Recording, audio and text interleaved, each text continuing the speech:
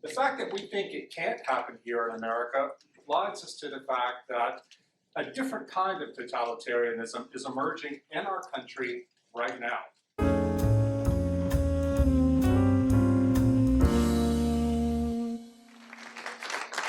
Really excited for this keynote with Rod Dreher. Obviously today we are going to be discussing and debating Rod's best-selling book, Live Not by Lies. As I was thinking about my own preparatory remarks for this conversation and event, I was reminded of a piece written by Kim Barrett, a 2018 graduate of Smith College, which I understand is a liberal arts school in the Northeast. Kim wrote a piece for the campus newspaper as she was just about a month away from graduating.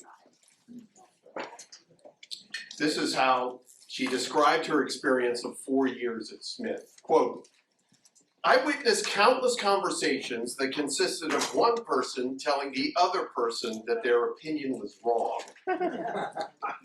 The word offensive was almost always included in the reasoning. Shortly after these incidents and over the course of her 4 years at Smith, Barrett describes, quote, I learned, along with every other student, to walk on eggshells for fear that I may say something offensive. That is the social norm here. This climate of fear, as we now understand, may have begun on college campuses, but it did not stay there. Andrew Sullivan, writing a piece around the same time as Kim, in New York Magazine, titled an essay, "We All Live on Campus Now," and was one of the first to see the shift of this environment from the campus into the broader society. In the essay, he notes this essential quality now pervading America's public square. Andrew wrote this back in 2018. Quote, what we have now is far more than the liberal project of integrating minorities. It comes close to an attack on the liberal project itself. Marxism, with the patina of liberalism on top, is still Marxism. And it's as hostile to the ideal of a free society as white nationalism is. So if you wonder why our discourse is now so freighted with fear, why so many choose silence as the path of least resistance, or why the core concepts of a liberal society, the individual's uniqueness, the primacy of reason, the protection of due process, and objective truth are so besieged, this is one of the reasons.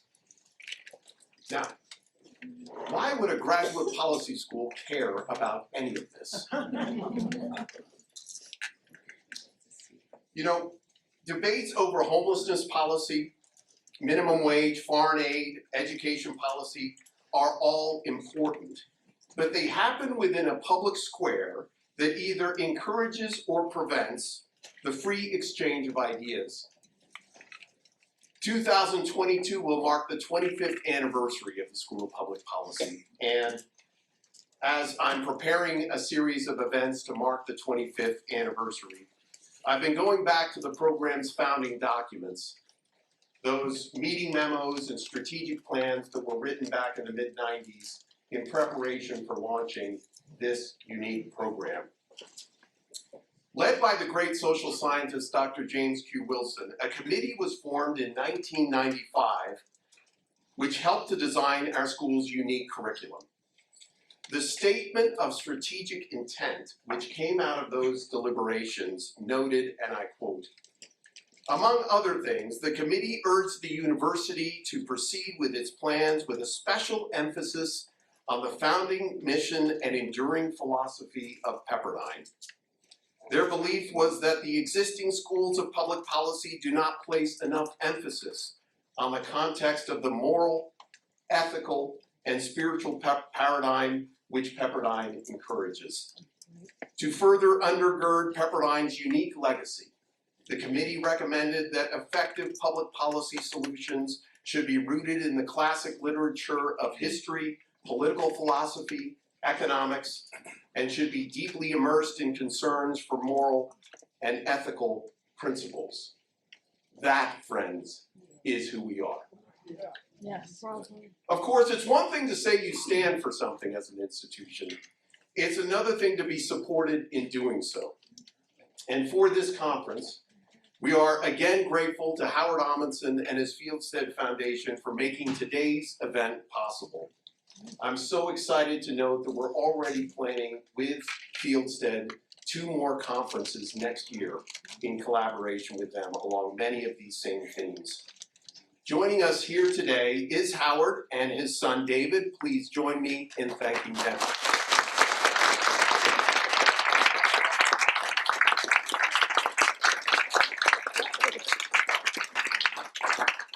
So friends, this is why we welcome Rod Dreher and a number of terrific panelists here to Malibu to discuss and debate Rod's best-selling book, Live Not by Lies.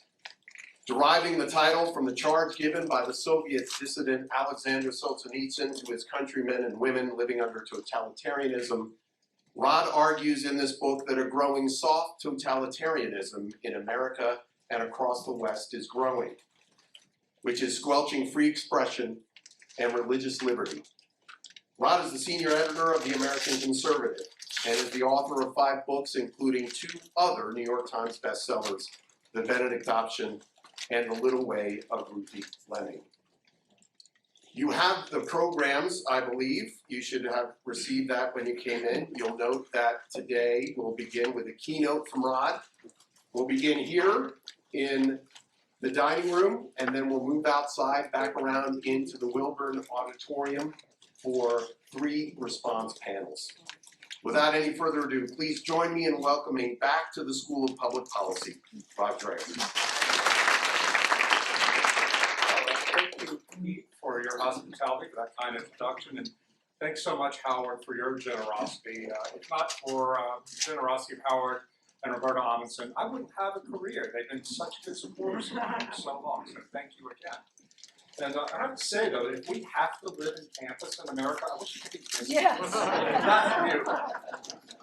Well, in the foreword to the 1983 edition of the Gulag Archipelago, the great anti-communist dissident and exile Aleksandr Solzhenitsyn criticized the complacency he saw in the West.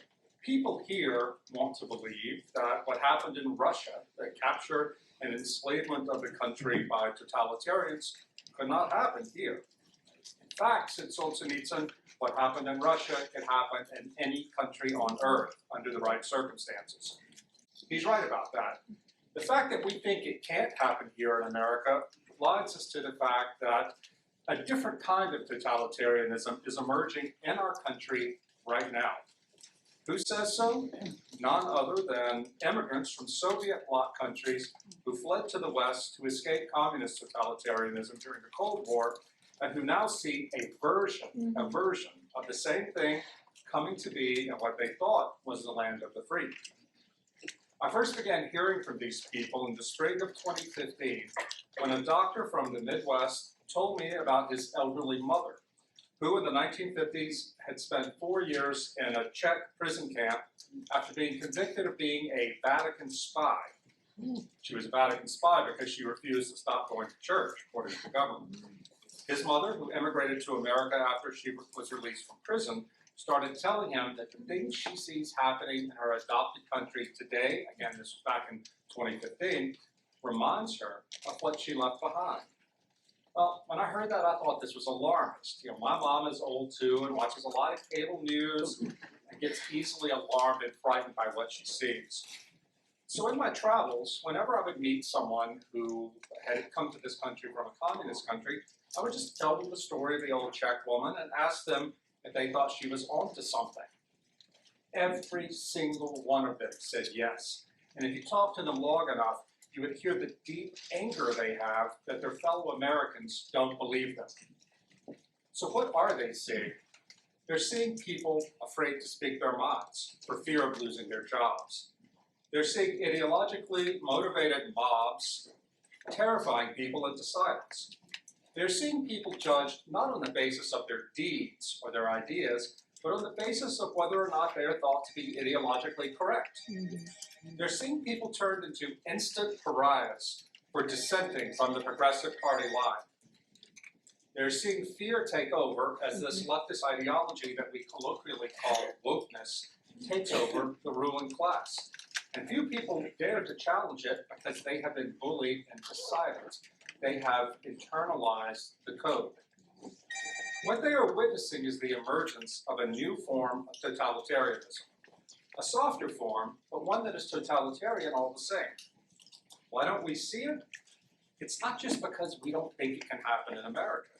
It's also because we have no gulags, we have no secret police, we have no bread lines and all the other familiar aspects of Cold War life behind the Iron Curtain. Besides, we live in a liberal democracy, not a one-party state, so how can you call this totalitarianism? Well, let's first ask, what is totalitarianism? It is an extreme form of authoritarianism, one that came into existence in the early 20th century. The term, in fact, was invented by the fascist dictator Benito Mussolini. An authoritarian state is one in which a single party or ruler monopolizes political power. This is also true in a totalitarian state, but it goes much further.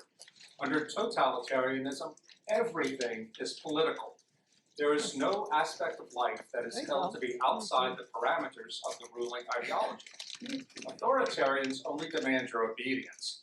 Totalitarians demand your soul. We also miss the totalitarian aspects of wokeness because our idea of totalitarianism comes from George Orwell's 1984. In that novel, you'll recall, the state uses pain and terror to compel people to love Big Brother. Well, that's not happening here. 1984 is much better known here in America than the other great English language dystopian novel of the 20th century, Aldous Huxley's Brave New World. The totalitarianism now arising is more like Huxley's version than like Orwell's. Huxley's totalitarianism was soft. It was based not on manipulating pain and terror, but rather on manipulating pleasure and comfort. In Huxley's world, if you surrendered your freedom to the state, you would be cared for in comfort and kept entertained by sex and drugs. This is more or less what today's panelist James Poulos has memorably called the pink police state. Ours is a soft totalitarianism as well because it is based on compassion for victims masquerading as social justice. We are told that we must not say certain words for fear of hurting the feelings of certain sacred victim classes. We're also told that not saying certain words is also intolerable because silence is violence. Another curious aspect of this new totalitarianism is that it's not coming primarily from the state. Oh, the government certainly has its hand in it, but the leading forces are non-governmental institutions, that is, schools and universities, news and entertainment media, big business, law, medicine, sports, and even the US military and the CIA. The woke have marched through nearly all of the institutions in American life and are using them to create an illiberal left-wing regime. This is not liberalism. This is an illiberal left-wing regime. Well, here's an example of how the left today uses liberal freedoms to create an illiberal regime. Earlier this year, the Catholic public intellectual Ryan T. Anderson, one of the most ironic people you'll ever meet, he discovered that Amazon had quietly stopped selling his book when Harry became Sally, a critique of the ideology behind transgenderism. Now, Ryan is a careful thinker and writer. He trained under Robbie George at Princeton. And Ryan goes out of his way not to be cruel or cheap in his criticism. That book is sober, clear, logically argued, and not at all sensationalistic. In fact, Ryan openly in that book urges compassion for those suffering from gender dysphoria. Well, when asked why they had stopped selling the book, Amazon replied that it made a policy decision. It will no longer sell books that construe transgenderism as a mental illness. Well, I would point out to you that you can still, right now, purchase Mein Kampf on Amazon, a book that construes Judaism as a parasitic curse, and we know where that all led to. Amazon has no trouble selling Mein Kampf, but you can't buy Ryan T. Anderson's book. Now, in our liberal democracy, Amazon is perfectly within its rights to refuse to sell any kind of book. But Amazon controls between 50 and 80% of the retail book market in our country. If it refuses to sell a certain kind of book, then very few publishers can afford to take a chance on publishing that kind of book. So with a single decision like this, one that it is perfectly free to make, Amazon can all but guarantee that no books critical of transgender ideology will be published. No laws were passed banning these books. But if Amazon, given its power, sticks by this illiberal policy, these books will have been effectively banned. Right. Who has the courage to speak out against this stuff? Relatively few people within the system, I'm afraid, because the enforcers in positions of institutional power can make you pay dearly for questioning what they call diversity, equity, and inclusion, and other forms under which wokeness manifests. In today's America, to be accused of bigotry is as good as being convicted of it within professional milieu. And as in the Soviet world, very few people will take the risk of defending you publicly because they too will be at risk. They don't want to be punished either. We see this most acutely on university campuses. We have with us today Joshua Katz, a widely respected Princeton classics professor who has been tarred and feathered by the woke mob on his campus, including a number of his fellow professors, for daring to speak out against a wildly illiberal racial scheme that would have badly compromised academic integrity. In fact, the universities are where all of this began. Czesław Miłosz, the great Polish poet and dissident, warned after his defection to the West in the 1950s that people had better listen closely to what academics and intellectuals are saying. In Eastern Europe, he said, people woke up one day to discover that radical ideas that had once been confined solely to intellectual and academic circles were suddenly ruling their lives. But the same is true in our country today, as critical race theory and the various permutations of gender ideology in critical studies control professional and institutional life, and increasingly the life of our government. Across our country, old-fashioned liberals in charge of universities have abdicated their responsibilities to defend liberal values, and instead have yielded to woke mobs. If this continues, it will have severe consequences, not least of which is the death of real scholarship, of actual knowledge, and the inability of universities to solve real-world problems, because too many people within them are afraid to challenge authority. Well, universities train the ruling class. If we lose the universities, we will probably lose the country. Well, have we lost them, universities, definitively? If not, how can they be saved? If they can't be saved, then what? I expect our panel today will have some answers. What's happening on campus, though, will have broader political consequences, no doubt. Last week, I was at the National Conservatism Conference in Orlando and heard Senate candidate J.D. Vance, a graduate of Yale Law School, give a speech in which he declared, quote, "Universities are the enemy." I can't imagine that an audience at Pepperdine will be pleased to hear that, but consider this. As J.D. spoke, the ballroom audience all had their head bowed as if in prayer, but they weren't praying. They were all looking at their smartphones for news about the Virginia governor's race. As you know, the Republican Glenn Youngkin upset the Democrat Terry McAuliffe. Education was a key issue in the GOP victory, as a number of parents got fed up with their kids being force-fed wokeness in public schools. Hallelujah. CNN's exit polling showed that among white voters, the college-educated broke 52-47 for the Democrat, but those whites without a college degree broke 76-24 for the Republican. In his speech that night, J.D. Vance said that the left is waging class warfare disguised as culture war. And exit polling in Virginia shows that he has a point. Well, in the aftermath of the big Republican win, the educated class in the media went off on white voters, repeating the stock phrases you hear on campus: white privilege, white supremacy, and so forth. Georgetown professor Michael Eric Dyson, who is black, went on MSNBC and said that the black Republican woman, Winsome Sears, who was elected lieutenant governor of Virginia, is not really black because she's a Republican. He said it. You can find this online. It was on Joy Reid's show, of course. This is deranged. This is so racist and disrespectful to Winsome Sears, but this is how many educated liberals think. Just the other night, Democratic influencer Amy Siskind tweeted out to her 523,000 Twitter followers, quote, college-educated white women voted for McAuliffe by a bigger margin than Biden.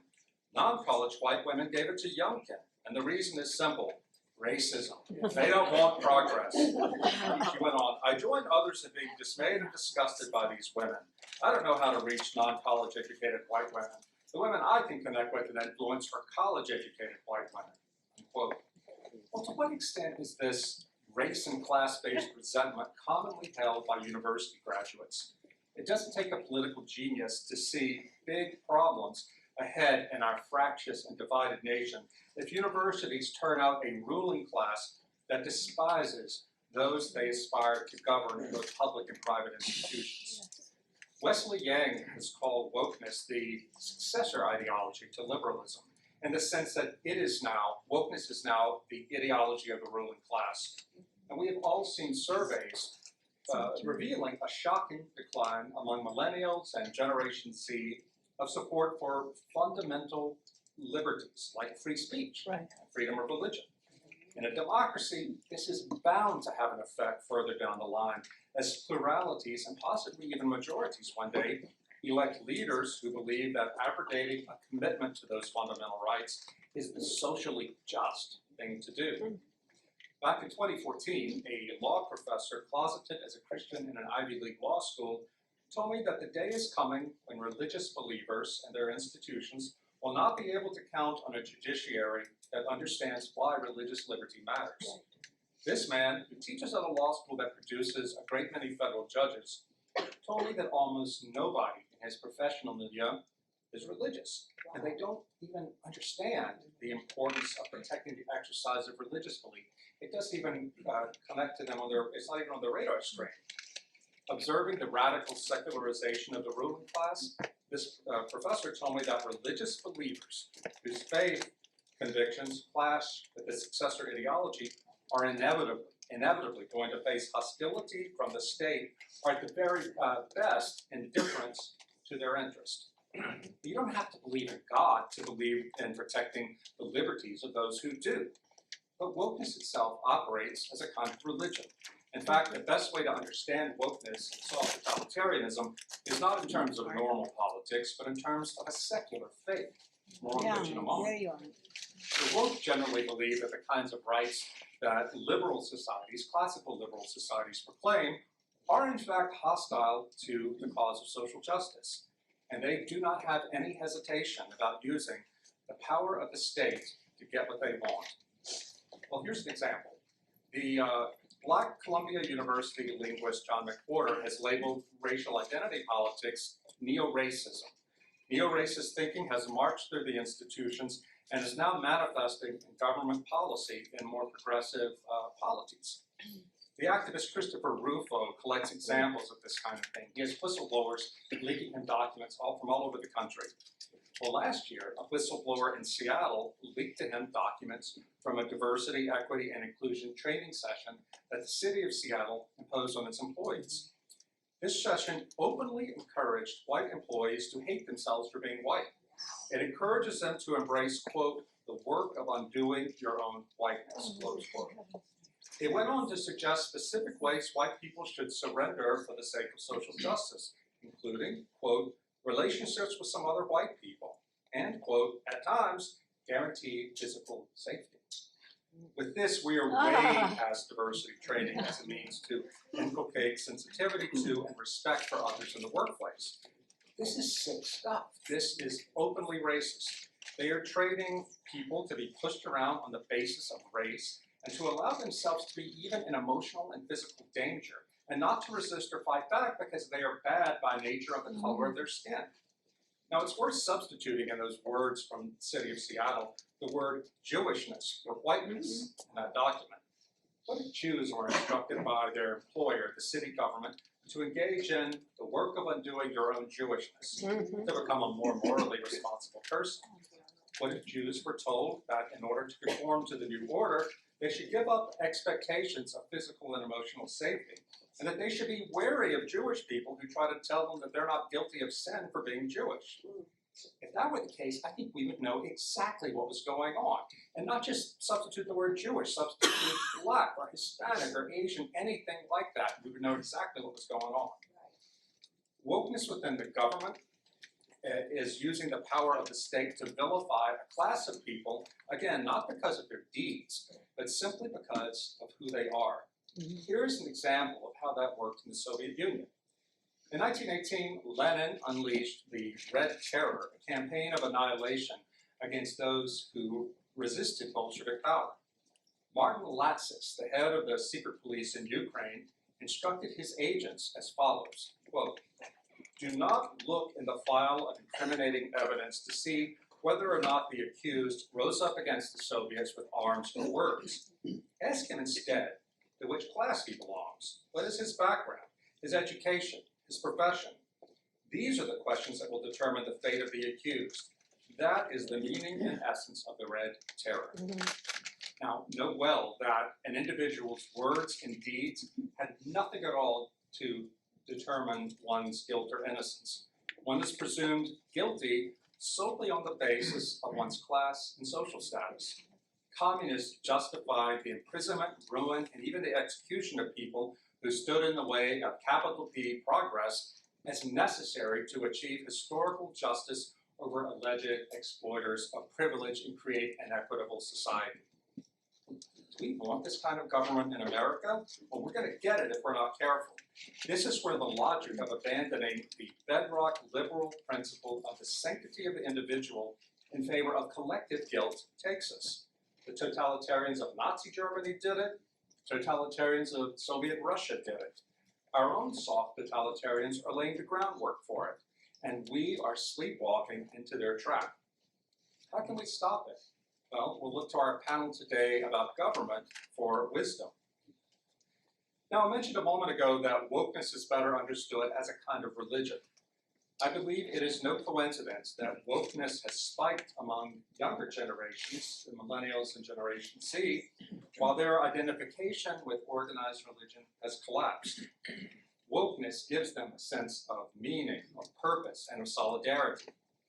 Back in the 1950s, Czesław Miłosz wrote in his great book, The Captive Mind, that Western people misunderstand the nature and the appeal of communism. Westerners think that communism is something that has to be forced on people. While that is true, it's only a partial truth. Miłosz said, quote, "There is an internal longing for harmony and happiness that lies deeper than ordinary fear or the desire to escape misery or physical destruction." In other words, a number of people turned to communism not because they believed in Marxist political economy, but because they had stopped believing in God and were desperate to fill that internal void with something. Well, wokeness operates the same way. It is a dogmatic political religion. What makes it so dangerous to the church is that in many ways it mimics Christianity. Now, Christianity really is concerned with social justice. Christianity really does stand with the weak and the marginalized. Thank God for that. Contemporary Christians are therefore, though, sitting ducks for woke activists. We're seeing woke identity politics taken up by many churches, and the result is a corruption of the gospel. 20 years ago, the Christian intellectual René Girard, who taught at Stanford, saw all of this coming. He said that Christianity's admirable concern for victims had taken a sinister turn in our secularized country.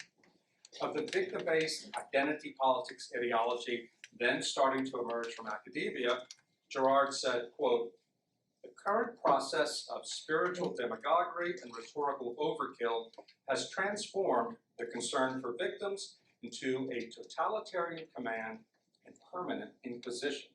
He wrote this 20 years ago. Girard, who was a Catholic, went on to say that when the Antichrist comes, he will deceive Christians by trying to be more Christian than Christ. Now, I certainly don't take a position on whether or not we're in the end times, but Girard's point is highly relevant to considerations of why self-totalitarianism is being embraced by so many in the church. Churches should always and everywhere beware of attempts to compromise the gospel through politics, whether of the left or of the right. But there's something particularly insidious about the threat of wokeness to the church. It has to do with the fact that the term social justice was coined by a 19th century Jesuit priest. In Catholic social teaching, social justice is the idea that all individuals have a responsibility to work to create a society in which all persons, especially the poor and the marginalized, can live up to their dignity as creatures made in God's image. But Christian social justice is difficult to reconcile with secular ideals of social justice.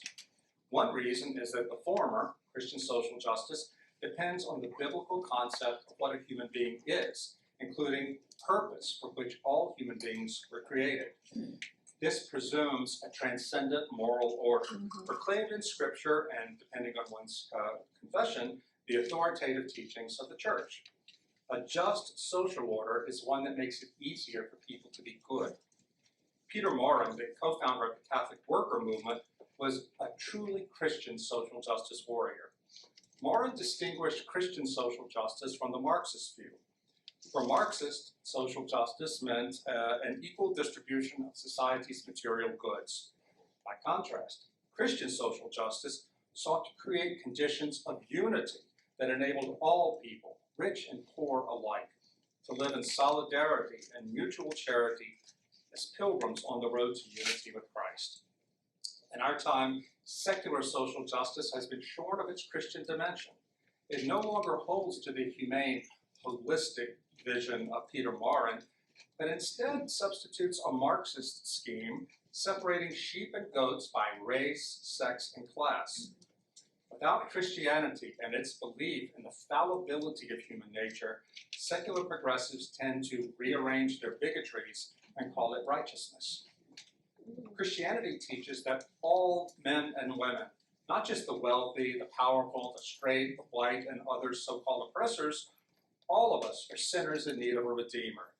Any form of social justice that projects unrighteousness solely onto particular groups is a perversion of Christian teaching.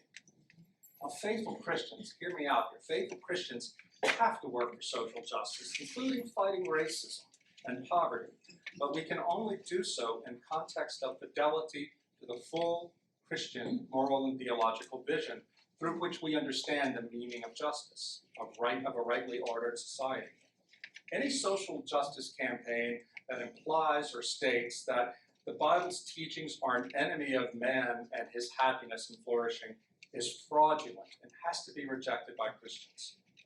I worry about wokeness tearing the church apart primarily because it denies the truth that Aleksandr Solzhenitsyn learned from his many years of suffering in the Gulag. The truth is this, that the line between good and evil runs not between races, between social classes, or any other human division, but rather right down the middle of every human heart.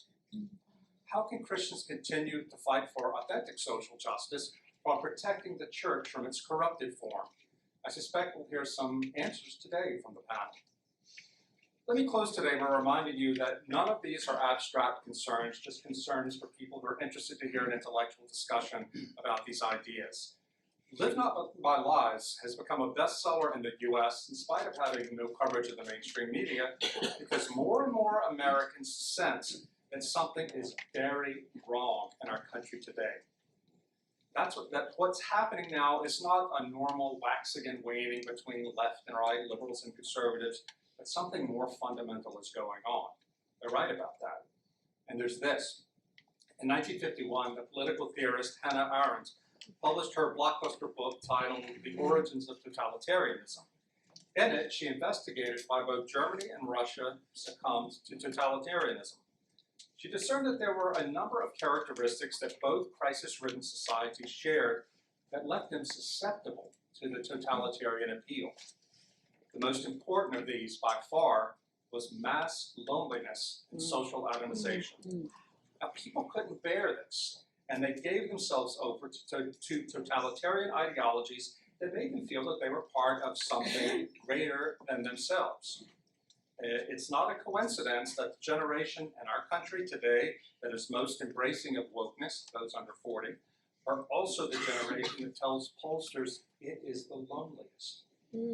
Other important factors include a loss of faith in institutions and hierarchies, a desire to transgress boundaries for the sake of transgression, and a willingness to believe things that aren't true, but that are consonant with what one wishes were true. And this is also, by the way, something you see on the right. But all of these factors aren't identified are markedly present in contemporary America.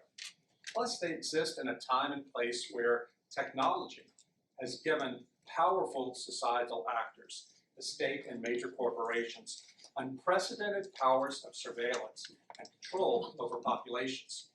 The future of freedom really is in danger. The future of freedom is in danger because the future of the truth is in peril.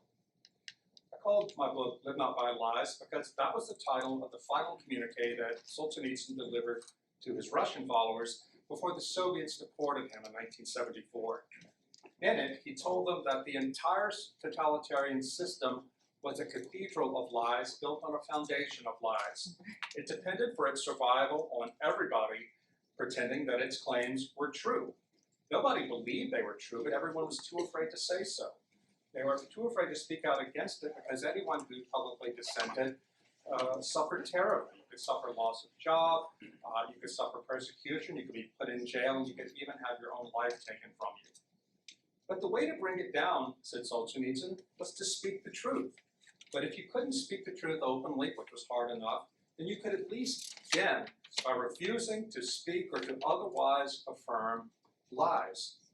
If only a relatively small number of Russians refused to affirm lies, then the change that they all wanted might begin with them, Solzhenitsyn said.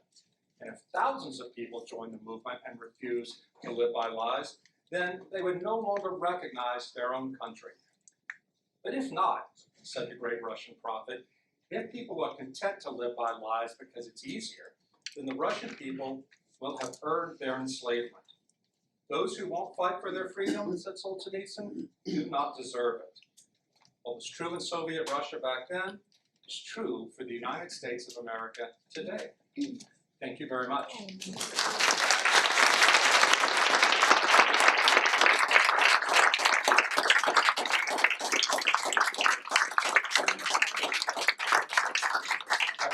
We've got about 10 minutes for questions in this session. I know it's tight, but there will be time afterwards to speak with Rod.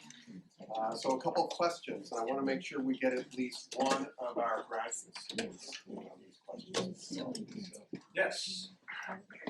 You mentioned a recent event that you attended with the candidate for the Ohio Senate, J.D. Vance. He seems to be an emerging group of Republicans and Christians who are more comfortable with a self-conscious wielding of power. And you've bemoaned the exercise of power that the left has succeeded in disseminating into every node of cultural power and political power in the country. What do you make of the prospect of conservatives, Republicans, and Christians acquainting themselves self-consciously with the wielding of power? That's a great question. I'll repeat it for people who couldn't hear him. He's a policy student, by the way. It said that it was talking about how J.D. Vance is now leading a cohort of younger conservative Christians who are talking about being more bold in the exercise of power to defend the things we believe in. And he asked, how do I, if I get it correctly, how do I reconcile that with my criticism of the left for going too far and using government power? I think the answer there is that we have to be prepared to use government power to defend liberties. I don't want the government to tell people what they must do. I would no more want to live in an illiberal conservative government than I do under a liberal government. But I think that we have to recognize, we on the right have to recognize that the left has gone so far, it is not liberal anymore, and they do hold power, that if we are going to defend standard American liberties, the sort of things that most people left and right agreed on only, it seems like the day before yesterday, we're going to have to use power when it's given to us to do it, because that is the government is the only institution left that anti-woke conservatives have any access to. And the thing I worry about, though, is the whole Tolkien point of grabbing the ring. You know, that to think that if we only elect the right people, that's going to solve everything. It's not true. Politics, I strongly believe, is downstream from culture. And even as conservatives and Christians take the reins of power when voters give them to us and come into government, that we have to realize that the only way we can ever get any real lasting change in this country is through cultural change. Yeah. So Viktor Orban, the Prime Minister of Hungary, once gave a talk in which he said, he was asked about this religion and meaning in politics. He said, look, I'm a politician. I can only give you things. I can't give you meaning. And what he was trying to say is government leaders can protect the institutions like universities, churches, schools, things like that, institutions that lead people to discover meaning or proclaim meaning, but politicians can't do that. That's the worry I have, and it's something we've seen over the course of my generation. I came of age in the Reagan years. So many Christians thought that that the problem with the state, with our situation, was that we didn't have the power. If we could just get hold of the power, that's going to fix everything. In the meantime, my generation and the baby boomers ahead of me, we let the actual institutions die, or at least be hollowed out by liberalism. That's why we're in the condition that we're in now. So that's, I guess, the sort of scattered answer. We have to be unafraid to use power, but we can't use power illiberally. I don't want to do that. A couple more questions. Yes? Well, don't you think that people like Rand Paul and DeSantis are using their power, which is who we need, to call out the way they're trying to mandate cultural change or fake legislation? I mean, that's what we have to do, is use those tools or those words that are available to us and the politicians to make it known, right? I'm not sure I understand No? the question. No, I'm sorry.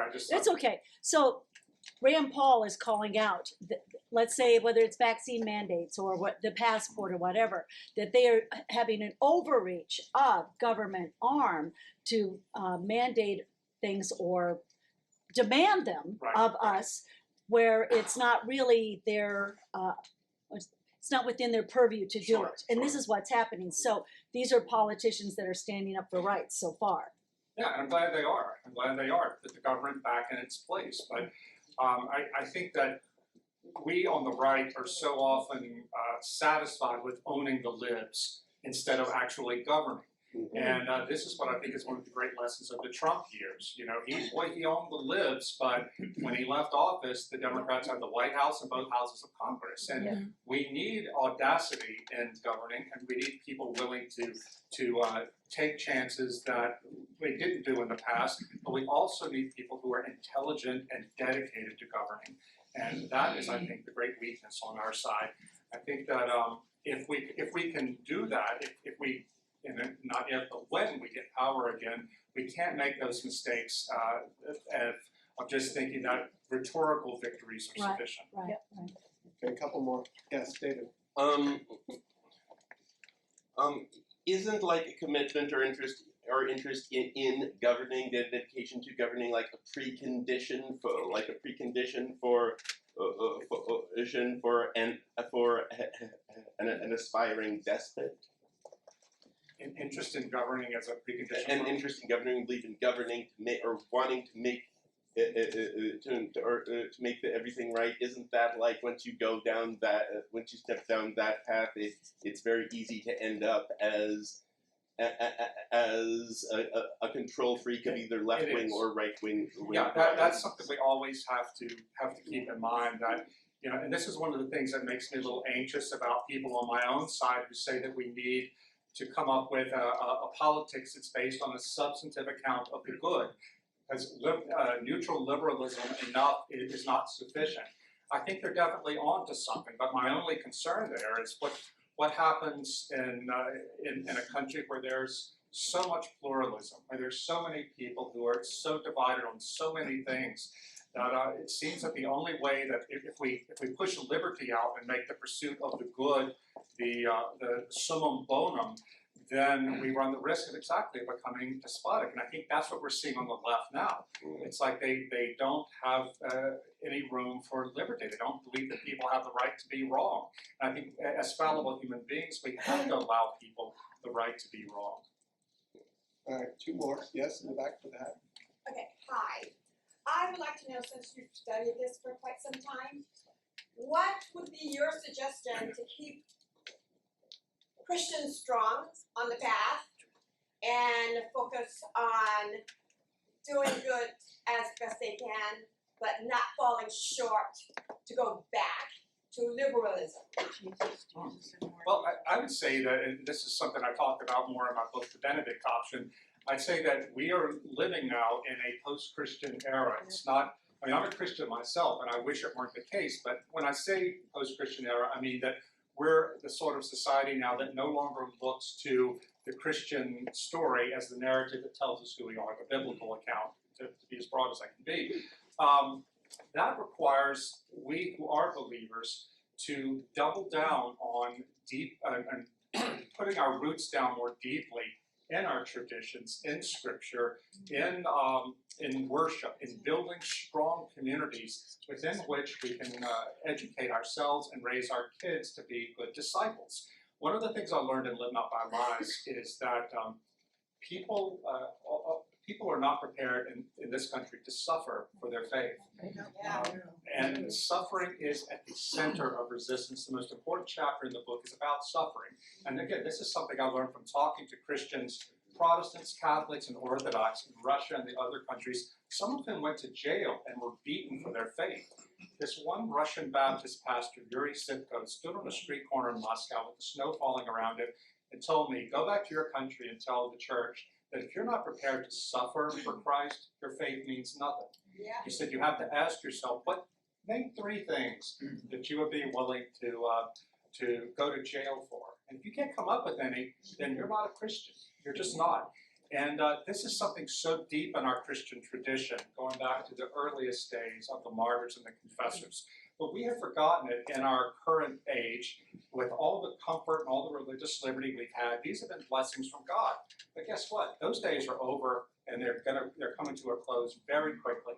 If we are not prepared to stand on the outside of society, if we're not prepared to sacrifice middle-class respectability for the sake of the gospel, then we're not going to make it. Because if we have a religion that is sort of a baptized form of middle-class respectability, we're done. Finally, there's I heard this in some form from several of these people. Jesus called disciples, not admirers. And you can only really tell the difference between the admirers and disciples when persecution starts. Most people in society, the dissidents told me, most people who are Christians are going to prove to be admirers. They're going to keep their head down when the persecution comes. Whether or not you are going to be an admirer or a disciple when the persecution comes depends on how we live today. Depends on how we're preparing ourselves today. And I know we're running out of time, Pete, so I'll close on this. I dedicated this book, Live Not by Lies, to the memory of a man named Father Tomislav Kolakovic. Father Kolakovic was a Croatian Jesuit who was doing work against the Nazis in Zagreb in 1943 when he got a tip that the Gestapo was coming to arrest him. He slipped out of the country and went to Slovakia, his mother's homeland, adopted the last name Kolakovic, and began teaching at the Catholic University there. He told his students, the good news, and the good news is the Germans are going to lose this war. I'm telling you, it's going to happen. Don't be afraid. The bad news is the Soviets are going to be ruling this country when it's over, and the first thing they're going to do is persecute the church. We've got to get ready for it now. Wow. So what he began to do was put together small groups of mostly students, Christian students, who would come together to pray and to discuss what was happening in their society around them, and to make firm, concrete plans for how they could build the underground church for the day when it would be necessary. Within 2 years of arriving in that country, every town of any size in Slovakia had one of these groups. The Catholic bishops of Slovakia chastised Father Kolakovich. They told him, Father, you're scaring people. That's not going to happen here. But Father Kolakovich had studied in seminary to be a missionary to the Soviet Union. He knew the communist mindset. He knew exactly what would happen. So he kept working. Sure enough, 1948, there's a putsch. The Iron Curtain falls over Czechoslovakia. The first thing they did was come after the churches. The network that Father Kolakovich had prepared when they had liberty to do so became the backbone for the underground church that kept the faith alive for the next 40 years.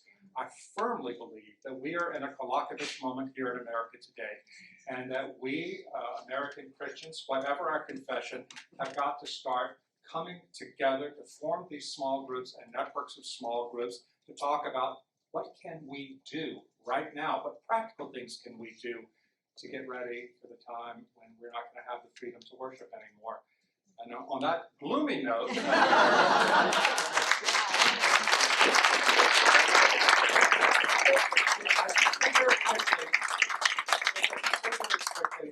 don't want to leave you on a gloomy note, because I am hopeful, that I'm a Christian. Christian hope is not optimism.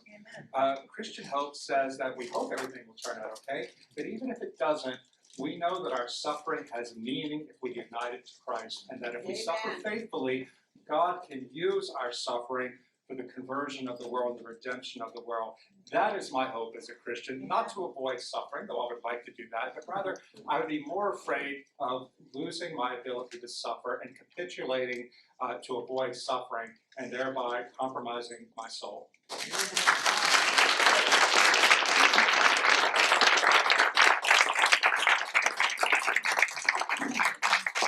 Well, I'd say the table is set. This is just the beginning.